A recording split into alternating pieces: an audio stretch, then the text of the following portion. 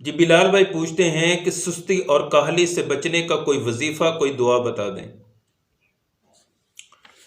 جی محترم، صحیح بخاری شریف میں ہے کہ اللہ کے رسول صلی اللہ علیہ وآلہ وسلم نے ایک دعا سکھائی ہے، بہت ہی زبردست دعا ہے، بہت پیاری دعا ہے، وہ یاد کر لیں انشاءاللہ بہت فائدے حاصل ہوں گے۔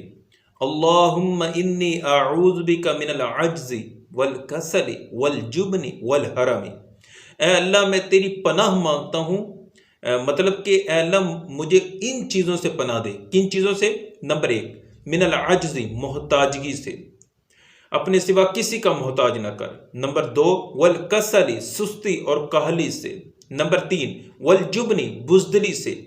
اور نمبر 4 والحرم، ناکارہ کر دینے والے بڑھاپے سے۔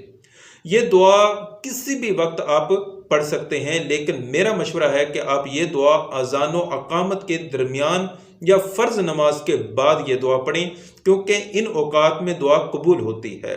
اللہ پاک آپ کو دنیا و آخرت کی بھلائیاں نصیب فرمائے۔